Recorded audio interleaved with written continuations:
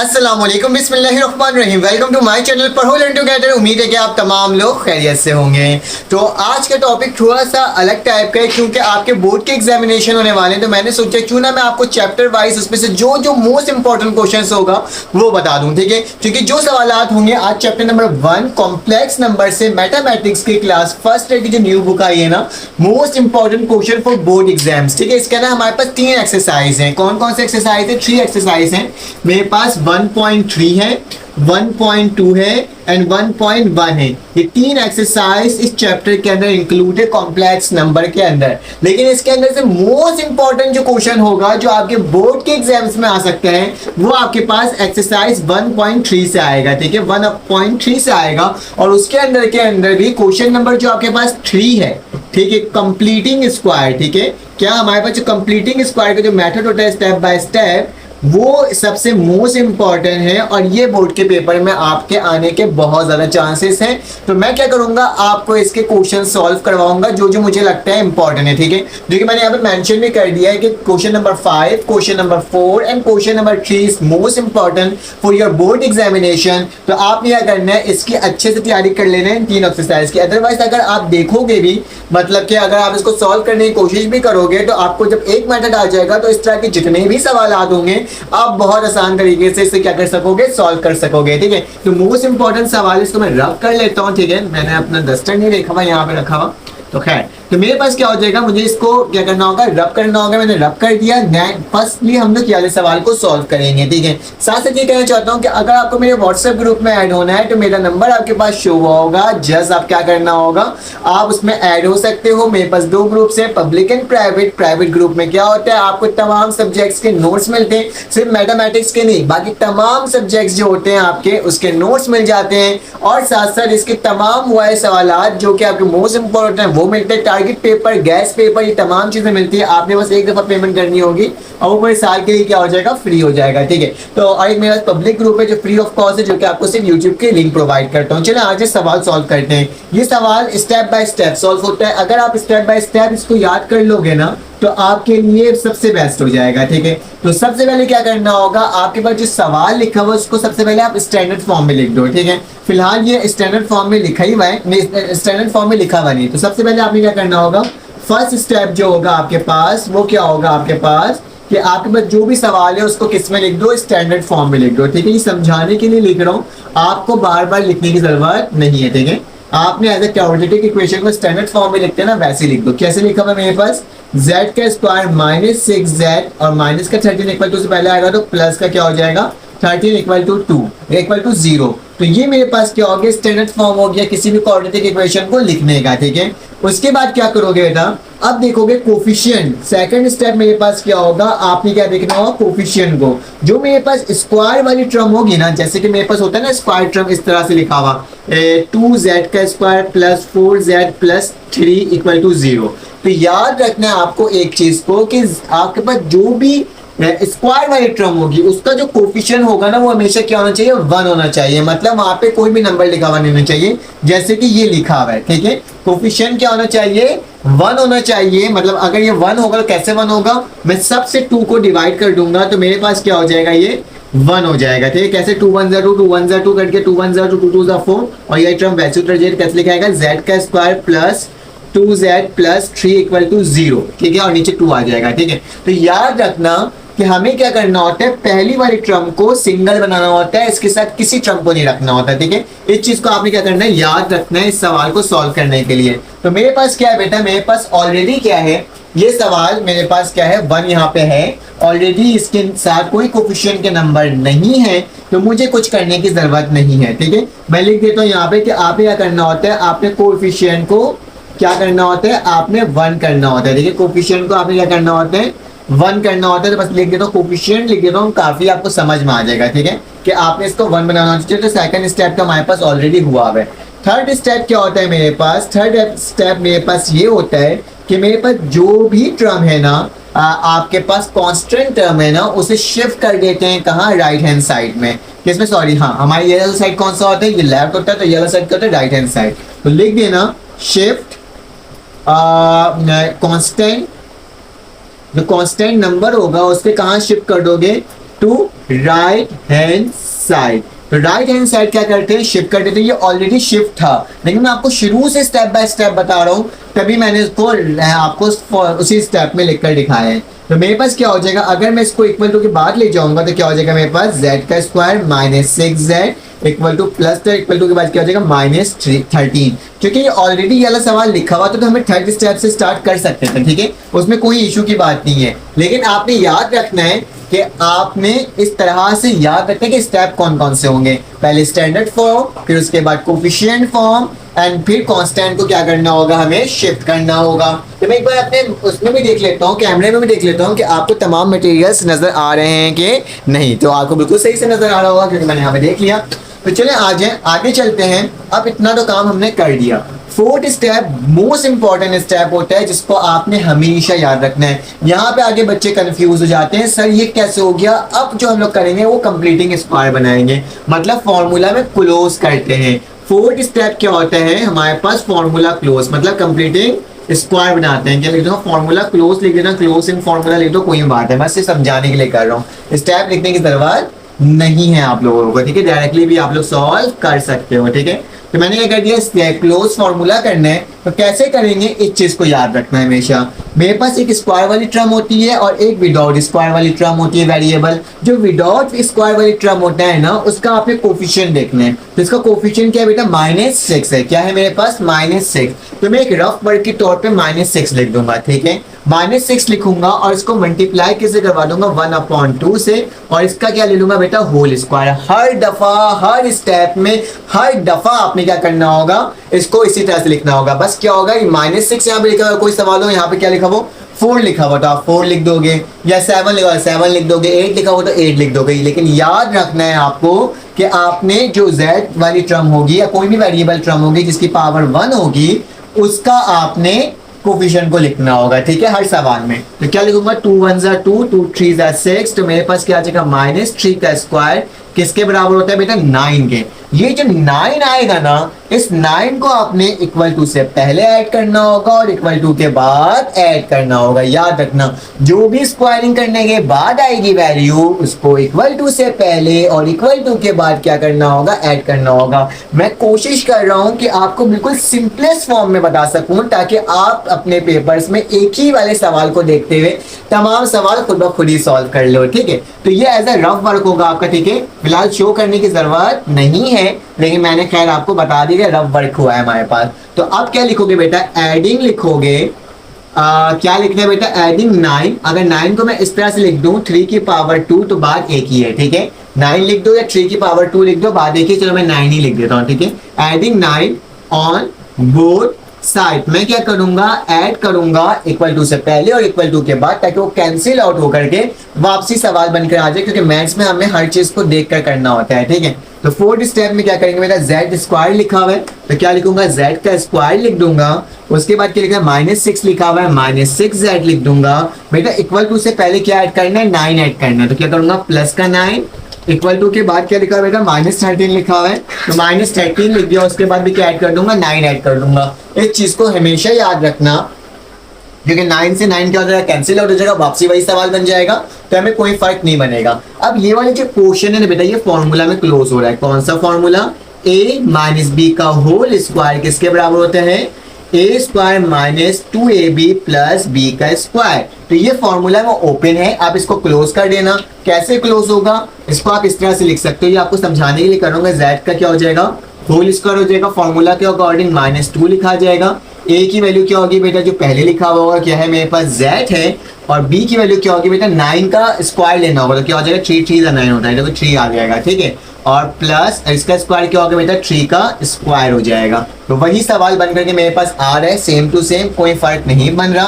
तो मैं क्या करूंगा, इसको फॉर्मूला में क्लोज कर दूंगा। तो फॉर्मूला क्या होगा बेटा, a - b। तो a की वैल्यू क्या है बेटा, z है, माइनस का निशान, और b की वैल्यू क्या होगा, 9 नहीं होगा, 9 का स्क्वायर होगा, तो मतलब 3 होगा। और इसके ऊपर क्या लग जाएगा, होल स्क्वायर, जो कि किसके बराबर है, -13 प्लस 9। तो आपने क्या करना होगा, 13 में से 9 को माइनस कर देना होगा। तो मेरे पास क्या बचता है, 9 है, 10 11 12 13, मतलब मेरे पास 4 बचता है। लेकिन किसका 4 बचता है, माइनस का 4 बचते हैं, क्योंकि बड़े रकम के साथ क्या है, माइनस का निशान है। ठीक है, तो मैंने यहाँ तक तो आपको करके बता दिया अब तक सवाल। अब क्या करना होगा, अब आपने taking root on both side करना होगा, क्योंकि मुझे स्क्वायर हटाना होगा, मुझे z की वैल्यू चाहिए। तो मैं एक काम करता हूँ, मैं इस वाले हिस्से को रब कर देता हूँ। ठीक है, मैं अपना डस्टर भी ढूंढ लूंगा, मैं हाथों से रब कर रहा हूँ, थोड़ा सा ऑड लग रहा है, मैंने डस्टर देखा नहीं था वीडियो बनाने से पहले।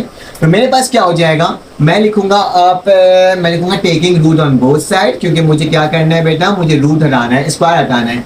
Taking root on both side लिख दूंगा, तो मेरे पास कैसे हो जाएगा बेटा, z माइनस 3 लिखा हुआ है ना, तो z माइनस 3 के ऊपर स्क्वायर लगा हुआ है और बेटा -4 लगा हुआ है, तो इसके ऊपर भी रूट लग जाएगा और इसके ऊपर भी क्या लग जाएगा, रूट। स्क्वायर से रूट कैंसिल होगा तो क्या बचेगा, z माइनस 3 बचेगा। याद रखना कभी भी माइनस का निशान रूट में नहीं आता, उसके वैल्यू क्या आता है, एरर आता है। तो माइनस का निशान हटाने के लिए हम लोग क्या लगाते हैं बेटा, आयोटा लगाते हैं। देखिए मैंने क्या लग दिया, रूट के बाहर क्या लगा दिया, आयोटा लगा दिया, क्योंकि आयोटा स्क्वायर से रूट कैंसिल हो जाएगा तो आयोटा आ जाएगा। ठीक है, अब क्या करेंगे, 4 का रूट ले लो, तो मेरे पास क्या आ जाएगा बेटा, 4 का रूट 2 हो जाएगा, लेकिन एक प्लस में और एक माइनस में, और यहाँ पे क्या आ जाएगा, आयोटा आ जाएगा। ठीक है, अब क्या करना होगा बेटा, -3 को इक्वल टू के बाद ले जाओ, तो देखो क्या आ रहा है मेरे पास इसकी वैल्यू। अगर मैं इसको इक्वल टू के बाद ले जाऊंगा तो z की वैल्यू क्या आ जाएगी, माइनस का 3 इक्वल टू के बाद आ गया प्लस का 3 प्लस 2 और आयोटा। ठीक है, माइनस में एक दफा तो किस में लिख दो, प्लस में लिख दो और माइनस में लिख दो, तो मेरा क्या हो जाएगा, आंसर हो जाएगा। प्लस माइनस है ना, तो मेरे पास z की वैल्यू क्या हो जाएगी, 3 प्लस 2 आयोटा, एक दफा पॉजिटिव में आ गया यहाँ पे, और एक दफा क्या हो जाएगा, z की वैल्यू 3 माइनस 2 आयोटा। तो ये मेरे पास क्या हो जाएगा, इस सवाल का जवाब हो जाएगा। देखो कितना आसान तरीके से हमने इसको सॉल्व कर लिया। अब क्या करेंगे बेटा, इस वाले सवाल को और इस वाले सवाल को सॉल्व करेंगे और देखते हैं कि किस तरह से सॉल्व होता है। मैंने आपके इसको स्टेप बाय स्टेप तो सॉल्व करवा दिया, अब डायरेक्टली सॉल्व करते हैं और देखते हैं कैसे करते हैं। सबसे पहले सोल्यूशन लिखोगे और जो आपके पास सवाल लिखा होगा उसको वापसी उतार दो। क्या लिखा हुआ बेटा, z square minus 6z plus का 34।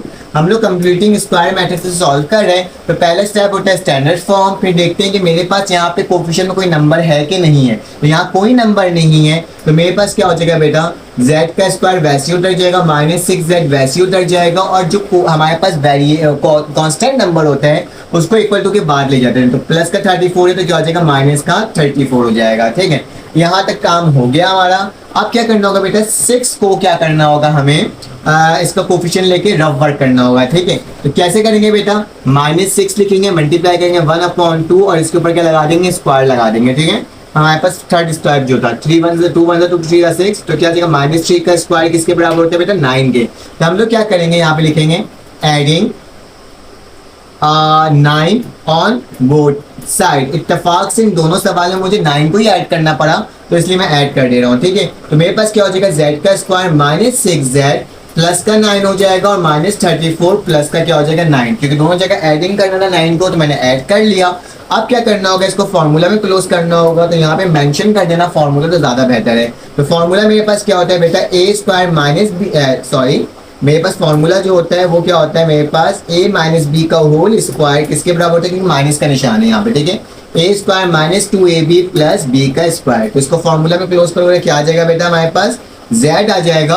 और 3 का स्क्वायर क्या, 9 का स्क्वायर क्या होता है, मतलब हम 9 को किस तरह से बना सकते हैं स्क्वायर में, तो 3 का स्क्वायर लेते हैं तो 9 बन जाता है। ठीक है, और यहाँ क्या हो जाएगा बेटा, -24 34 प्लस 9, तो मैं क्या करता हूँ 9 में 24 को अगर माइनस करूंगा तो मेरे पास आई थिंक सो माइनस का 25 आ जाएगा। ठीक है, माइनस का क्या आ जाएगा 25, देख लेना 25 आता है कि नहीं आता, आपको गिनती बता देते हैं 26 27 28 29 30 31 32 33 34। अगर 9 को माइनस कर देंगे तो क्या आ जाएगा, माइनस का 25 आ जाएगा।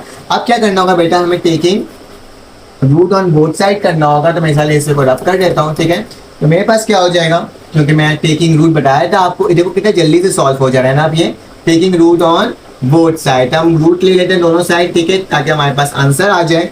तो क्या हो जाएगा बेटा, मेरे पास z -3 का स्क्वायर है, इसके ऊपर रूट लग जाएगा, इक्वल टू का निशान आ जाएगा, और -25 के साथ क्या लग जाएगा बेटा, रूट लग जाएगा। स्क्वायर से रूट कैंसिल आउट हो गया, तो z -3 हो गया और आयोटा आ जाएगा, तो 25 लिखूंगा और क्या लिख दूंगा, यहाँ पे आयोटा लिख दूंगा। ठीक है, अब क्या होगा बेटा, मेरे पास z -3 हो जाएगा, 25 का रूट क्या होता है 5 आयोटा, अब -3 को इक्वल टू के बाद ले जाओ, याद रखना एक दफा प्लस और एक दफा माइनस, तो z की वैल्यू क्या आ जाएगी, +3 प्लस -5 आयोटा।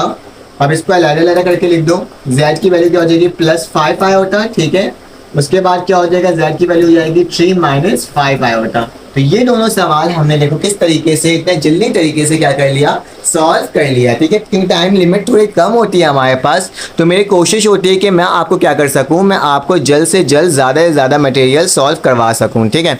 तो इसको देख लेते हैं, आगे चलते हैं और देखते हैं कि मेरे पास नेक्स्ट क्वेश्चन किस तरह से सॉल्व होगा।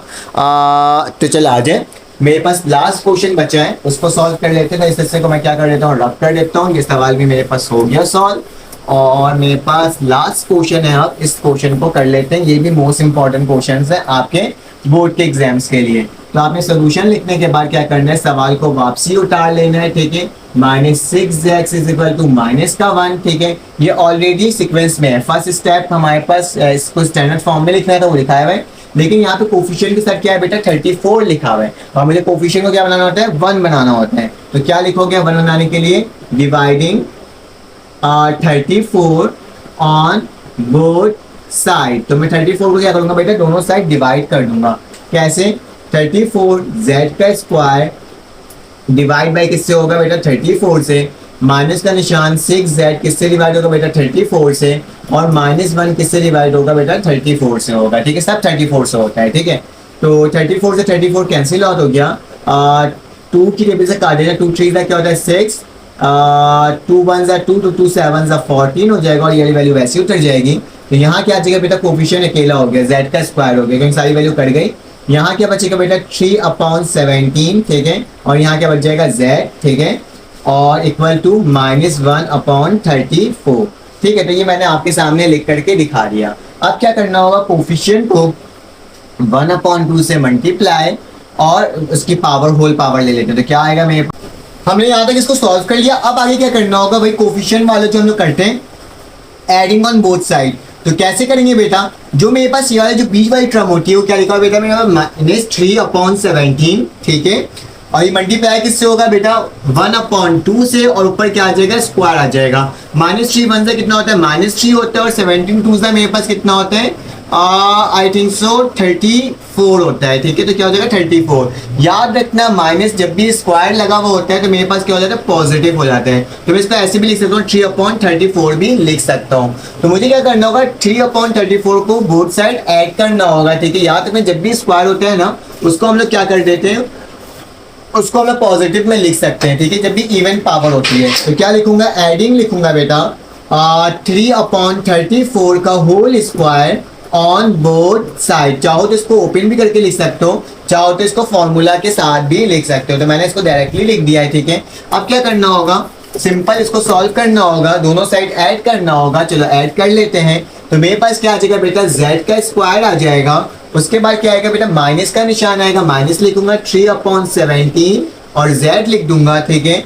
और इक्वल टू से पहले क्या ऐड करना है बेटा, 3/34। तो प्लस का निशान डाल के 3/34 का होल स्क्वायर इक्वल टू के बाद क्या आएगा बेटा, -1/34। तो क्या लिखूंगा, -1/34, और यहाँ क्या आ जाएगा मेरे पास, प्लस का आ जाएगा 3/34 का होल स्क्वायर। चाहो तो इसको फॉर्मूला में ओपन, इसको डायरेक्टली ओपन कर सकते हो, ठीक है। तो ये टर्म हमारे पास फॉर्मूला में क्लोज हो जाएगा, क्योंकि मैंने आपको बार बार दिखा दिया है कि इसको फॉर्मूला में हम लोग क्लोज कर सकते हैं। तो क्या आ जाएगा, a² - 2ab + b का स्क्वायर। अगर ये वैल्यू को इसमें पुट करोगे ना तो सेम वैल्यू आ जाएगी, ठीक है। तो डायरेक्टली कर ले रहा हूँ मैं, क्योंकि आप फर्स्ट ईयर में पहुंच गए तो आप डायरेक्ट कर सकते हो। -3/34 और इसका क्या हो जाएगा, होल स्क्वायर हो जाएगा।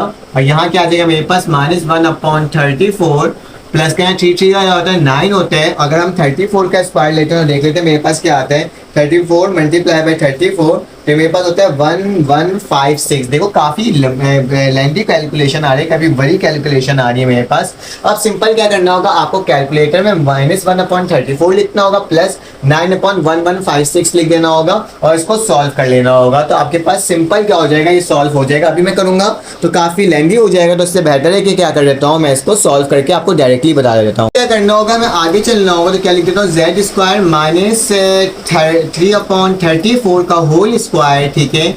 अब बेटा जब 34 और 1156 का एलसीएम लोगे तो मेरे पास क्या आ जाएगा, 1156 ही आ जाएगा, ठीक है। अब ये 1156 को जब इससे मल्टीप्लाई करोगे तो मेरे पास क्या आएगा, -34 आएगा, और यहाँ पे क्या आ जाएगा मेरे पास 9 ही आएगा, ठीक है। तो मैं इसको क्या लिख देता हूँ, 9 लिख देता हूँ, क्योंकि इसी टेबल को काटोगे एक दूसरे से जो कट जाएगी तो मेरे पास 9 बचेगा।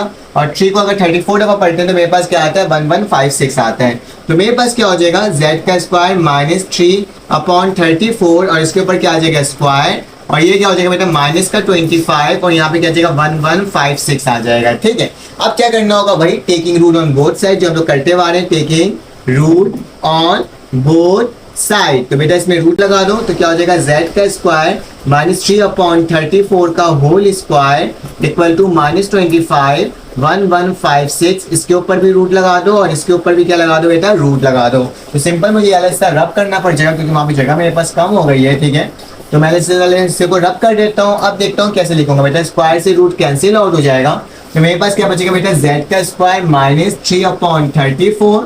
ठीक है, और इक्वल टू का निशान, यहाँ पे बेटा माइनस का निशान है तो क्या करूंगा मैं इसको 25, नीचे क्या आ जाएगा 1156 और बाहर क्या लगा दूंगा आयोटा लगा दूंगा। तो माइनस के निशान को आयोटा लगा के हमें क्या करना होता है चेंज करना होता है।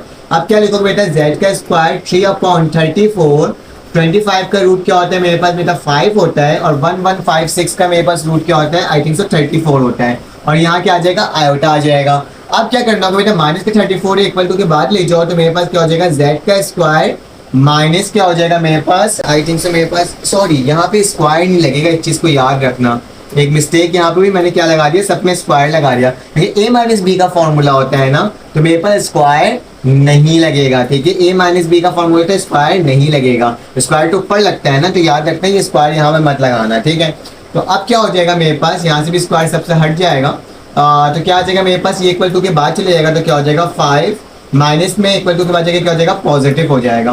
तो 3/34 और बेटा इसमें प्लस माइनस था तो मेरे पास क्या आ जाएगा प्लस माइनस 5/34 और आयोटा। ठीक है, यहाँ तक तो कोई मसले की बात नहीं है। अब क्या करोगे बेटा, इसको एक दफा प्लस में लिख दो, एक दफा माइनस में लिख दो। किस तरीके से, z की वैल्यू मेरे पास 3/34 प्लस 5/34 आयोटा, तो मेरे पास z की वैल्यू क्या आ जाएगी बेटा 3 + 5 आयोटा और नीचे क्या आ जाएगा 34 हो जाएगा। ठीक है, तो ये मेरे पास एक आंसर आ जाएगा क्योंकि एक दफा डिनोमिनेटर में लिख सकते हैं। इसको कैसे लिखेंगे 3 - 5 आयोटा 34 और यहाँ पे क्या हो जाएगा 34। तो z की वैल्यू क्या आ जाएगी 3 - 5 आयोटा और नीचे क्या आ जाएगा 34। तो ये दोनों मेरा क्या होगा आंसर होगा। तो ये मैंने क्या कर लिया, जो मोस्ट इंपॉर्टेंट क्वेश्चंस थे वो मैंने आपको सॉल्व करवा दिए। अगर आपको ये वीडियो अच्छी लगी तो आप लाइक कर देना, सब्सक्राइब कर देना, बेल के आइकन को क्लिक कर देना। आप सब्सक्राइब करोगे तो मैं इसके बाकी सवाल जो होते हैं चैप्टर नंबर 2 चैप्टर नंबर 3 तमाम के सॉल्व करवाऊंगा और कमेंट करके बताना कि कौन से एक्सरसाइज के आपको क्वेश्चन मुश्किल लग रहे हैं। चलें फिर आपसे मुलाकात होगी एक न्यू वीडियो में, तो अपना ख्याल रखना, अपने ख्याल रखना, दुआ में याद रखना। अल्लाह हाफिज।